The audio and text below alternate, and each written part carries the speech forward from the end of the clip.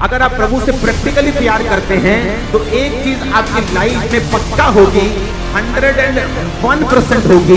99.99999% भी ऐसे नहीं कि एक शायद ऐसा कोई रह जाए, कोई नहीं होगा। अगर आप प्रभु से प्यार करते हैं, आपका प्यार बलिदान से परमेश्वर को दिखे।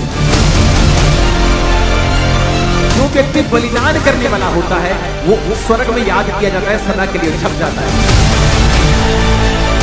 जो सैक्रिफाइस है वो सदा के लिए छपता है परमेश्वर के लिए, क्योंकि यहोवा ने भी अपना इकलौता आपके लिए सैक्रिफाइस किया, बलिदान किया। तो जब आप कुछ बलिदान करते हैं तो परमेश्वर उसको इज्जत और ऑनर की निगाह से देखता है। व्यवस्था विवरण 16 उसकी 16 और 17 आयत, इब्रानियों 13 उसकी 15 आयत, पहला कुरिन्थियों 16 उसकी 2 आयत, उत्पत्ति 8 उसकी 20 और 21 आयत।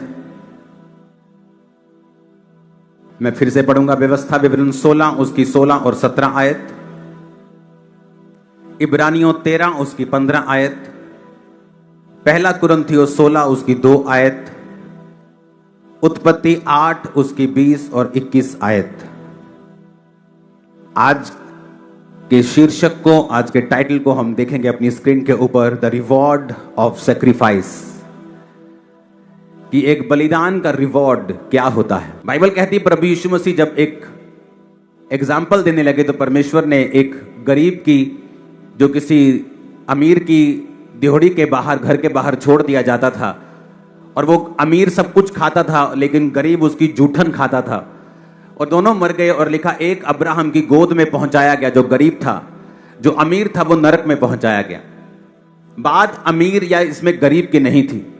वचन कहता है कि अय्यूब जो था वो सबसे खरा था, सबसे ज्यादा परमेश्वर के वचन पर चलने वाला था, अनाथों और विधवाओं की सहायता करने वाला था, और बाइबल कहती उस देश में सबसे अमीर था।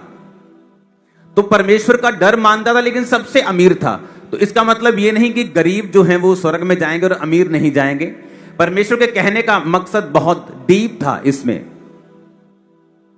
अगर अय्यूब अमीर था तो वो दूसरों की हेल्प भी करता था। बाइबल कहती है परमेश्वर के सामने नित्य वो अपने बलिदानों को लेकर अपने बच्चों के लिए जाया करता था, क्योंकि उसके बच्चे परमेश्वर से दूर थे, तो वो अपने बच्चों के लिए बलिदानों को चढ़ाया करता था। तो जब बाइबल कहती है वो सैक्रिफाइस परमेश्वर के सामने करता था, वैसे परमेश्वर के सामने निर्दोष रहता था, खरा रहता था, परमेश्वर का डर मानता था, तो वचन कहता है कि उस देश में वो सबसे अमीर था। तो अमीरी बाइबल में परमेश्वर ने लिखा कि परमेश्वर के एक हाथ में धन और महिमा है, एक हाथ में दीर्घ आयु है, बाहिने हाथ में धन और महिमा है। तो ये परमेश्वर की ओर से है। लेकिन प्रभु यीशु मसीह क्या कहना